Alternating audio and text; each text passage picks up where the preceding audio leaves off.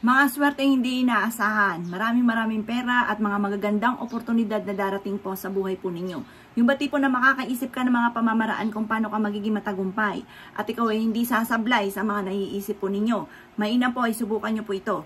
Kumuha po kayo mga bossing ko ng piso. Ang silver ay nagtataboy ng mga negative energy mga bossing.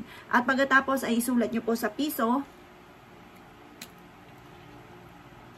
I-drawing nyo po ito mga bossing ko ha.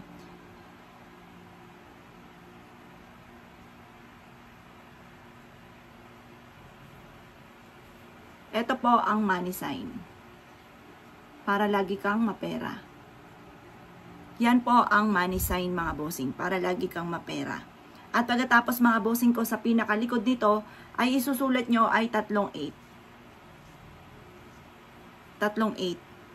At pagkatapos, kumuha po kayo ng bawang. Isulat mo rin dito ang 38.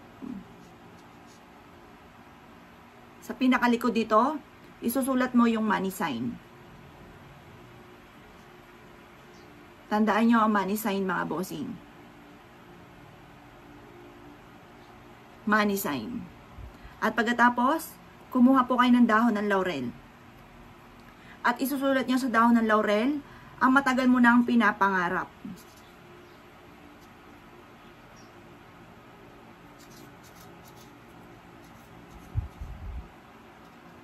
At pagkatapos po niyan, ilalagay nyo po ito, itong tatlong bagay na ito, sa isang ziplock or sa isang pouch na kulay pula at isasabit nyo po ito sa may pintuan po ninyo.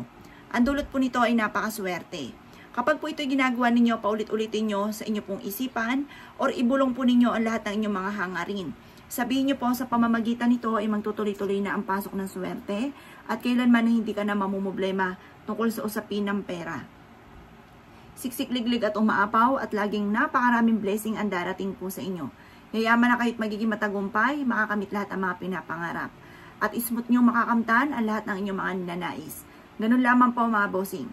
At pagkatapos ay isabit nyo na po ito sa may main door po ninyo, pwede rin naman po mga bossing ko sa inyo pong negosyo upang sa ganun ay magtuloy-tuloy na pasok ng swerte. Kung ano man ang mga pagsubok pa muling darating, nagtataboy ito ng malas at hahakot ito na napakaraming swerte. Kaya kung kinaniwala at naisyo po itong gawin nyo po ito pero wag nyo na muna itong ipagsasabi sa iba. Mas mainam may isikreto nyo muna ang paggawa ng ganitong mga pamamaraan. At hayaan nyo na lang man po sila na mapansin na umuunlad po ang inyo pong pamumuhay. Sila po mismo magtatanong po sa inyo. At hindi naman po masama na mag-share, lalo-lalo na kung ito po yung nakita ninyo na proven po sa inyo mga bossing. Nasa inyong pagpapala po niyan once na kayo po ay nag-share ng mga ganitong mga pamamaraan. Kaya kung ikinaniwala at naisyo po itong gawin, asya mga boss, good luck po sa inyo po lahat.